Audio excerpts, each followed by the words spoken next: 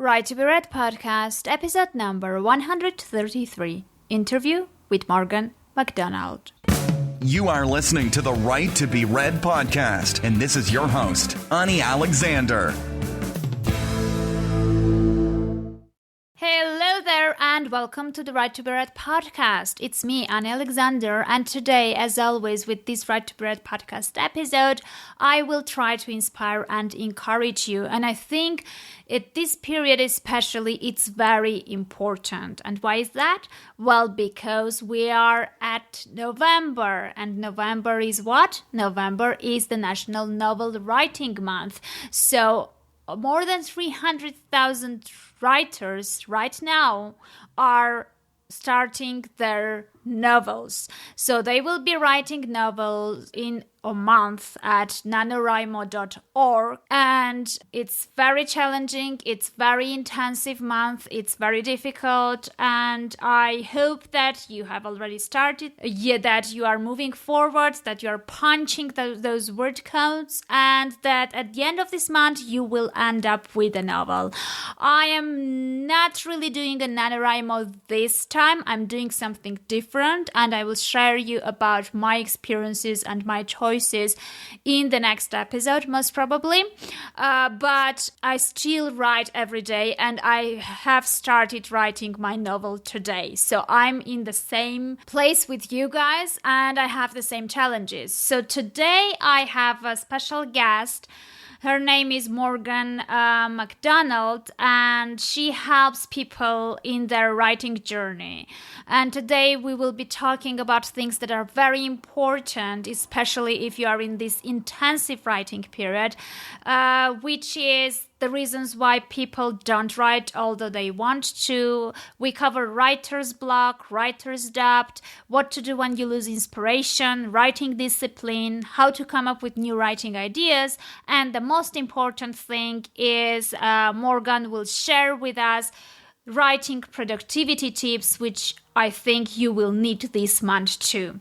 So let's start and dive into the interview. Hi everyone, thanks for coming. I'm recording live a podcast interview for the Right to be Read podcast, and I'm still, I spoke about this with Morgan. I'm surprised we didn't do an interview yet, because this is like 130th interview approximately, and we do similar stuff, and we even, I have a feeling, have a little bit of overlap of audiences of the same people who listen to both of us and who kind of follow us both, but we never actually did anything together. So today is the day, and and we can start. We will be talking about writer's block and productivity in terms of writing. So what we will do is I will start recording. Morgan will introduce herself. Hello, Morgan. Welcome. I'm really happy to have you over. So let's actually tell our guys who we are and what we do. So I'm giving the floor to you first, and let's go from there. Thank you, Ani. I'm so excited to be here because I've listened to your podcast for a while, and it's a really awesome podcast. So thanks for having me on. And we have a lot in common. I'm a writing coach and editor and author. So like you, I see both sides of the writing sort of table. And I work mostly with nonfiction authors, though. And I'm as a writing coach, I walk with them from sort of vague idea to their first draft to finished manuscript. So we walk that journey kind of together, chapter by chapter. And then I also do editing, like taking a first draft and reshaping it into, the finished book that's really powerful and compelling. And so a lot of my advice that I give in podcasts and on Periscopes and in my blog is geared around this like motivation and productivity and really getting clear on what your book is about and how to get all the way to the end. And I'll go ahead and plug my business and blog are run out of paperravenbooks.com. Okay. Good, very good. I mean, I've been following you for a while, so, Morgan is doing a great job. And I guess what I'm doing is my podcast does something similar in terms of advice and in terms of, talking about writing and giving tips and stuff like that. And later on, I also would publish my book today, We actually, with Jyotsna, are doing what needs to be done after you've gone through the things with Morgan and you have already written the book. So we cover all the things that need to be done to the book and with the publishing it. So, Right to Be Read podcast, publish my book today. That's where I am usually. That's what I do most of the time. So, if I'm not writing, and I should write much more than I am doing now, that I should admit. Okay, so, since I admitted that I have this problem of not writing as much as I should, let's try to understand what might be the possible reasons for that. Oh gosh, there are so many, so many reasons that come up around why people are not writing. The first things that pop to mind, are people say, I don't have enough time, right? Or I don't have enough energy at the end of the day, or life is really busy right now, and maybe it'll be less busy in a few days, weeks, months, whatever. And most of that, I think, really boils down to kind of excuses, and we know it. We just don't want to admit it. And so, the time thing, there's something that really interesting that happens when you decide, I am going to write this book. As in Texas we would say, come hell or high water. But you have this force of commitment behind the decision, and it's almost like time bends around and becomes more, I don't know, more spacious. Suddenly you find time where you didn't think you had time before, and you find energy where you didn't think you had energy before. And it's not, if your book really is calling to be written, it's not so bad to get up at 4:30 or 5 o'clock in the morning to write before the kids get up. And we give ourselves a lot of excuses, I think, because we're afraid to commit. Because what if our book doesn't turn out the way that we want it to be? What if it's not worth it? What if we get to the end and we write this book and we let someone read it and they're like, gosh, this is terrible. And you're like, why did I waste all that time and energy? But the trick is that you have to have that commitment up front, because otherwise the book will never be written and you'll never know, and you'll just have this regret.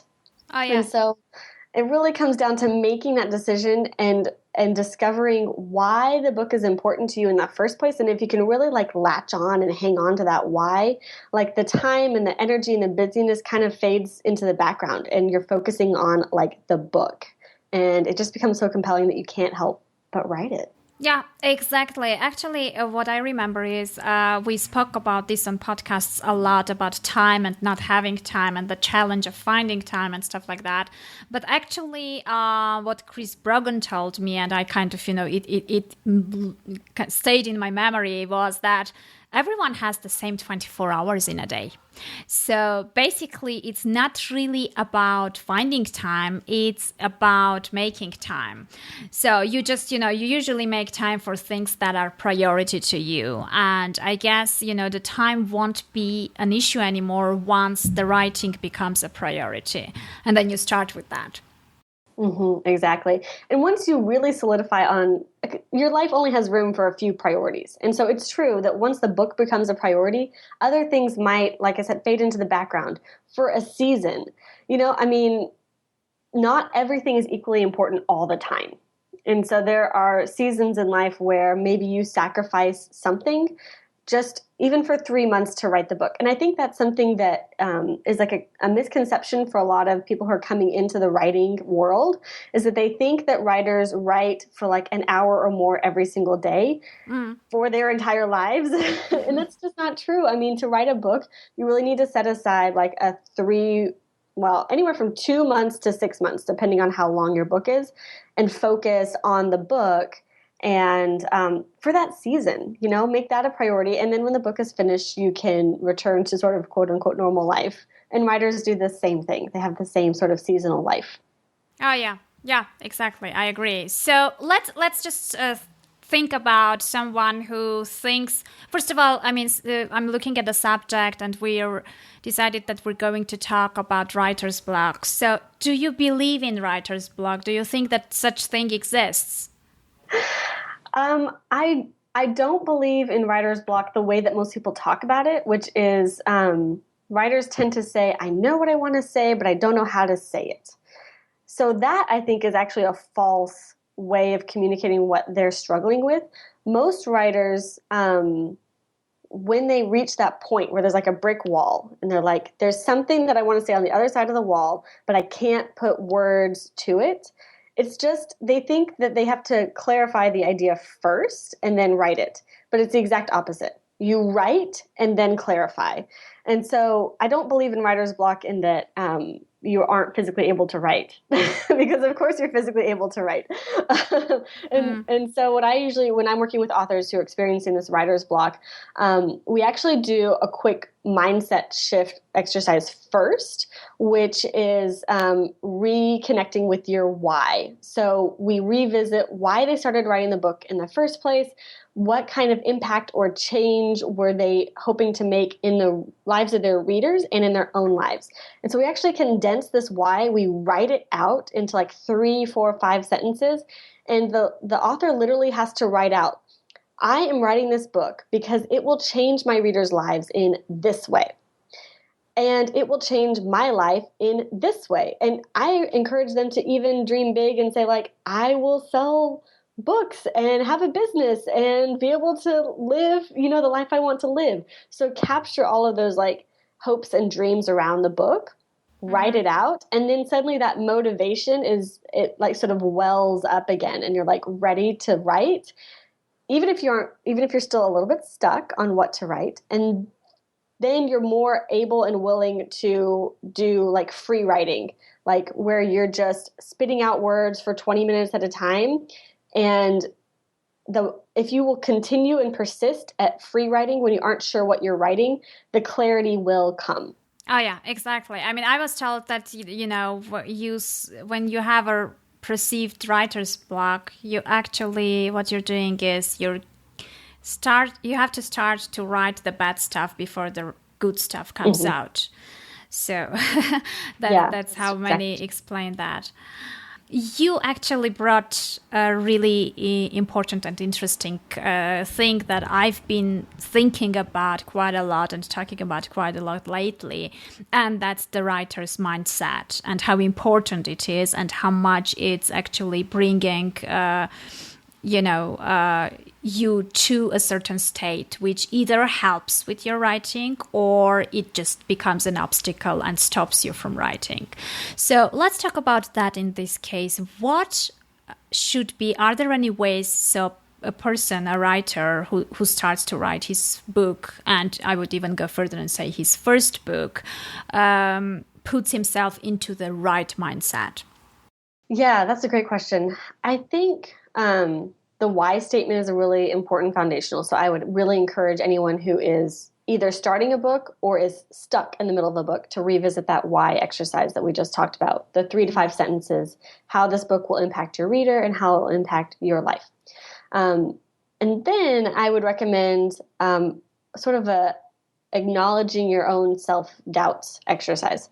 So when you sit down to write, or actually, it could really be at any point in which you're thinking about your book, what doubts come to mind? So the most common ones are, I'm not that good at writing, I don't really have time, I'm not good at grammar, I don't have a really clear idea of what the book's going to look like from beginning to end. And so write those doubts down. So put them into words. Right now they're just swirling in your head and you're probably repeating the same doubts. Like you get up in the morning and you have the exact same doubts refraining in your head, and then they just continue to swirl and come back around throughout the day. So you got to stop that like pattern real fast. And so I find it's helpful to actually write them down and literally say like, I am bad at grammar. Write it down. I don't know what this book looks like from beginning to end. Write it down. And then go back and reframe that doubt. Acknowledge that there is some truth to it. Maybe you're not stellar at grammar. Maybe you got C's in English. Okay, that's fine. And then put a positive spin on it, a reassurance.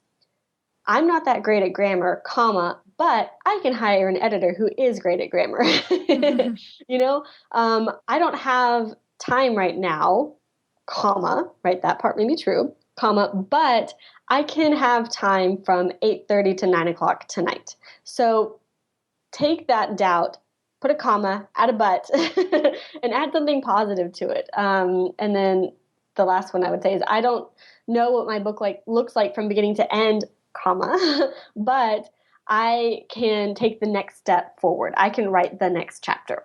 And so that when you reach the end of that new sentence, you should feel a little bit more encouraged, a little bit more like, yeah, I think I can do this. And when those self-doubts come back around, just go back to that new, more empowering sentence is I think a pretty solid exercise for most writers to do. I mean, I do it all the time. Okay, I see. Okay, we have an interesting question here, and I want to address that. Let's say we put ourselves in the right mindset and we kind of followed your tips and it worked and we started to write and we're really inspired and motivated. It works, it flows, it's great. And then at some point, I think it happens with everyone writing any book, we kind of sort of lose inspiration at some point. So what do we do then? I mean, how do we get that back? Is it a muse that kind of disappeared, or, we need to wait for it, or, what happens? It's gone. It's not there anymore. What do we do? Yeah, I think one of the more important things is to not beat yourself up over it, because it happens to everyone. Just because you lose motivation for, a week or a month, that doesn't mean that you're not a writer. In fact, all writers go through that. So don't beat yourself up. Don't kick yourself. Don't say, oh, look at all this time that I've wasted. That's in the past. It doesn't matter anymore. So just start from today. Say, okay, today's another day and I'm going to write, and then set yourself a goal. Just say, I'm going to write 500 words.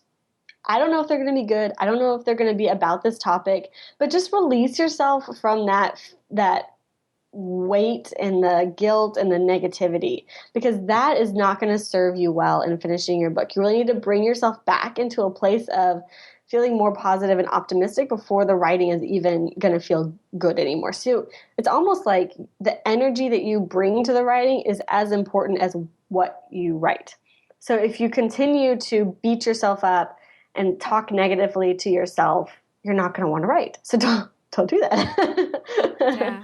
Instead, give yourself some compassion. Give yourself, a get out of jail free card. Just say, it's okay, it's life. And then keep it light, keep it fun. We're writing books, people. We are not this is not the end of the world, right? Okay, so let's not put more weight and seriousness on it than is really necessary. These are books. They are beautiful. They are educational. They are transformative. But we're not setting off bombs or anything. We're not doing anything that's truly life or death. So let's keep it in perspective. This writing should be, it should be invigorating. It should be something that you love doing. And if for some reason you are feeling off one day or 1 week, it's okay. Put it aside and come back to it. And I like to revisit my why statement. I read it aloud in the morning. So I have my own little 3 to 5 sentence why statement, and I read it out loud. And if I'm feeling like that motivates me, I sit down and say, okay, I'm going to write 500 words and see what happens. Mm-hmm. Yeah, I see. Okay, so let's talk about productivity part. Let's say, we all know that life happens. Some of us have kids, some of us have full-time jobs and, different states of emotional states that we go through during different days when, things can actually get on your way. So, how do you make sure that you're disciplined enough to actually, write every day, even if it's just few paragraphs or something really small, but you make sure that you don't really lose that wave of, being in this creative writing mode, let's say. Because if you kind of, stop for several days, it's much harder to get back to, right? Yeah, no, you're exactly right. I usually track progress in terms of weeks. So I want to make a certain amount of progress each week. So that way it gives me a little bit of flexibility on which days that's going to happen. So I recommend for most of the authors that I work with that we make 3,000 to 5,000 words of progress each week, which for most people is about 3 to 5 hours of writing. Mm-hmm. And some people it's even faster. So that could look like 30 minutes every day, or it could look like 3 or 4 hours on a Saturday, depending on kind of your schedule. But what I recommend doing is actually at the beginning of your week, looking at your week's calendar and sort of plotting those primary writing times. Mm-hmm. So for each day, like you'll say, okay, Monday, let me look and see how busy it is. Where could I find, X amount of writing time, and plug it into your calendar, right? And for every primary writing time, have a backup. If you don't hit that primary time, know ahead of time when you are going to write. Okay, so Monday morning you were going to write from 5 to 6 a.m. and you hit snooze. And at 6 a.m., what do you do now? You should not think about it because you should already have a backup plan. You should say, all right, I knew that if Monday 5 to 6 a.m. didn't work, it was going to have to be 8 p.m. to 9 p.m. And that is an automatic, it's not a decision that you have to make because you already made it at the beginning of the week. And I think that's really important. And people who study willpower notice that if you try to make the decision in the middle of the day, you're going to go for what's easiest, right? So if at the beginning of the week, when you have all the willpower and the energy and the motivation, go ahead and make those decisions. Here are the days of the week. These are my primary writing times. And for each of those, here's my backup writing time. And that really helps release you from having to make the decision on the fly, because we will all choose TV and chocolate over writing at the end of the day. So decide ahead of time that you're going to write instead. Okay, I see. Well, let's talk about actually, I guess it's more relevant to fiction writers than nonfiction writers, because nonfiction writers are actually sharing their knowledge and experiences, and usually they know what they are going to write about, as opposed to the fiction writers. So if you are a fiction writer and you want to write a book, but you don't have the idea yet, like, what your book will be about, and you're starting from scratch, and you're sitting there thinking, and you're having this blank kind of document or, scrivener open, and you're kind of staring at it, and you really want to start writing a book, but you really don't know what about. So where do you get these initial ideas of, what you are going to start writing about? Interesting. I think some of my nonfiction writers would agree with you. They're like, I want to write a book about being an introverted physician, but I have no idea what that's going to look like. And so even though it's nonfiction and fiction, I think the experience is sometimes similar. So what I usually recommend when someone has just a vague idea and they're not really sure how to start, I actually recommend doing 5 days in a row of free writing. So I know I just said that you don't need to write every day, but for this particular process, I do actually recommend setting aside those 5 days and doing free writing, which is a particular type of exercise. So Mark Levy, Levy, actually wrote a book called Accidental Genius about this, and it's a fantastic book.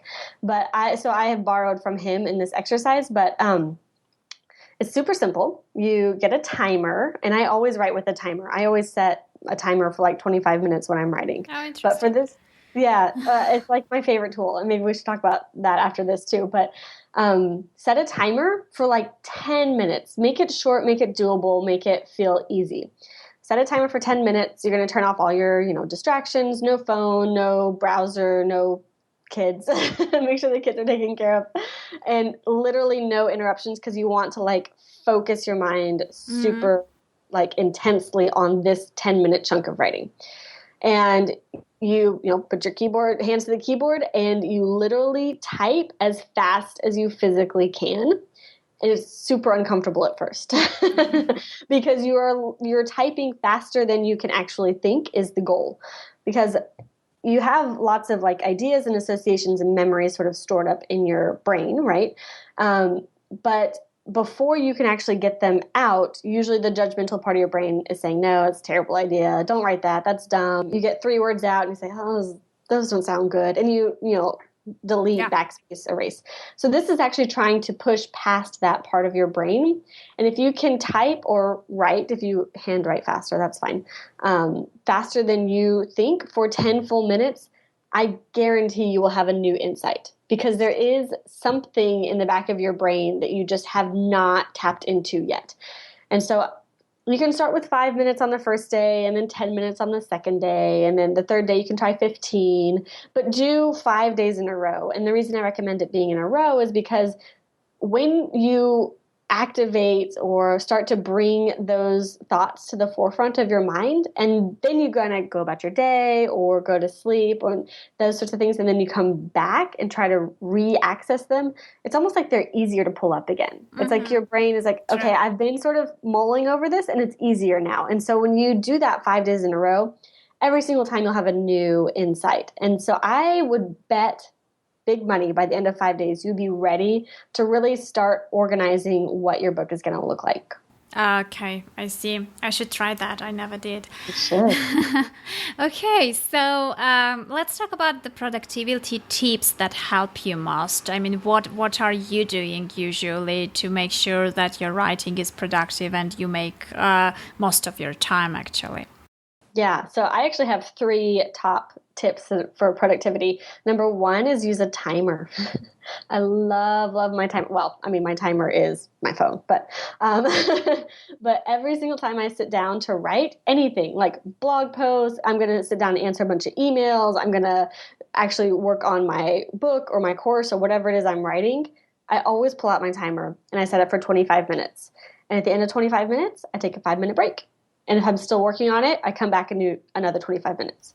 So the beauty of 25 minutes is if you are actually focused on this one thing, no email, no phone, no texting, no whatever, 25 minutes, you can make significant progress. Even if that's all you do that day is write for 25 focused minutes on your book, that's progress.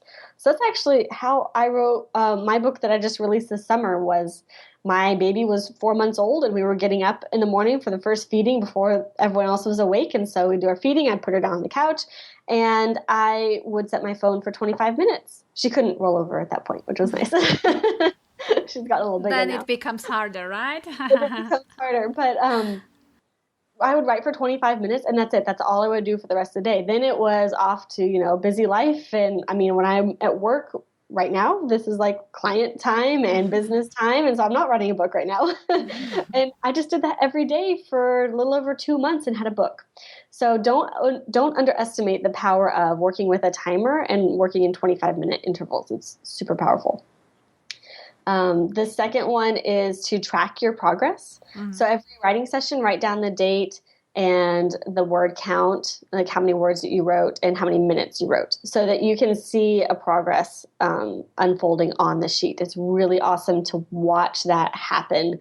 And then you look back over the last month and you're like, I did write. I really did. I produced 10,000 words and that's great. Yeah, my book's not done, but I am making progress. So that's a really great thing to keep you motivated. And then the third one is, and we mentioned this earlier, is to aim for 3 to 5 hours per week and to schedule that out at the beginning of the week. Okay, I see. Wow. Yeah. Okay, so let's talk a little bit, I want to drift slightly aside, but I guess it's all linked together, so I guess we can cover that too. What about encouragement? I mean, writers are usually kind of quite vulnerable creatures, especially when they are writing and especially when they think that their writing is not good enough. So where they should look for the encouragement. Let's say, I mean, not everyone has that around them. Maybe your family is not really specifically supporting you at that point, or you don't really have friends who read your books and stuff like that. So what should one do when he kind of has this need for encouragement but doesn't have it in his life yet? I mean, you and I are in the online writing world, and we are around writers all the time. We know that writers are on Facebook and Twitter and Periscope and Blab. I mean, the communities are here if you want to join us. So if you have not yet joined some sort of online community to support you in your writing, I'm betting it's because you're scared of being visible. So, yeah, you may not have someone in your family or someone at work or a close friend who gets your writing. Then go find someone who does. I mean, we are here. We're online. We're talking to each other. We're talking about writing all the time. Get out there and talk to us, post comments, tweet, get into a Facebook group, go in search of that. If your writing is important, you're going to have to get visible about it and you're going to have to talk to people about it. So go ahead and push past that fear and just find a Facebook group, join it and post a comment. And that is step one, right? I mean, yeah, I mean, I think that's hard. It's just fear. Exactly. I think that's kind of, if you want to be a writer and an author, a published author, there are some components of the thing which you don't specifically like, dealing with criticism, being vulnerable by sharing your writings with people. You never know whether they will like it or not, and stuff like that. So I guess it's kind of, I always say it's a whole package. That's part of being a writer. So you should embrace that too, because without that, you won't be able to be one. So you are a writer because you write, obviously, but you can't really be an author, and specifically you can't build career around that if you're not getting used to that part too. So you have to kind of grow a thick skin, and with the time it becomes easier. It's never gone, but it becomes easier for sure. Yeah. When you're first starting out, you have to seek out that feedback that you're talking about. I mean, you have to ask for it. Once you actually publish, the feedback is coming your way, whether you're ready for it or not. You put something on Amazon, you're going to get reviews and comments. So start easy. Go find some other writers and make some friends and ask them if you can email them your draft. And they'll probably say yes, and they'll probably give you some feedback. And that will be great for your journey. Oh, yeah, definitely. Okay, so let's the last question, and I'm opening the seats for the audience. So let's go more global, and I want you to share with newbie writers your one most important tip. Start writing today. That may sound a bit trite, but it's true, because most of us would rather think about writing, talk about writing, read about writing, consume all of this content about writing, but it's never going to happen until you start writing, and you might as well start today. So even if you have thought about starting a book, or if you started a book and it kind of fell by the wayside and you're just waiting for the right time to pick it back up, just start today. No pressure, light and fun. 500 words. Just write something about it, and that is the only thing that is going to start your momentum. There is no other tip, trick, whatever around writing. You just gotta put 500 words out there. That's step one.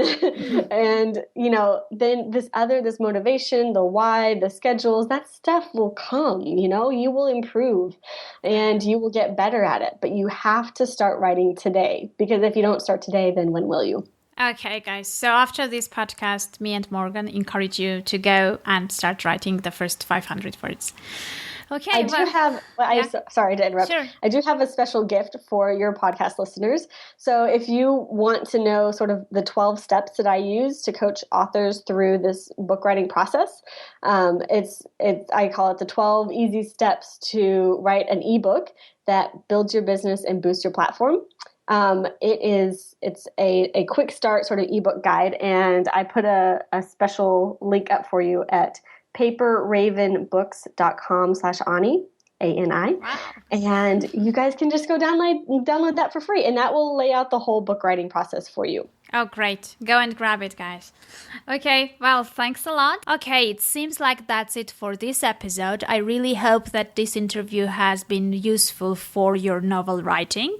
But there is an extra content as well, because as you have noticed, I have recorded this on Blab live, and some of the listeners had the chance to interact with the guest and ask their own questions after the show. So basically you can watch the whole thing at www.anialexander.com/133. And if you follow me on Blab at anialexander.com/Blab, then you will be notified every time I will be recording a new podcast episode, or I will be on Blab interacting live with you guys. So that was it for now. I wish you a productive novel writing month, and I'll see you in the next episode. Take care and keep writing.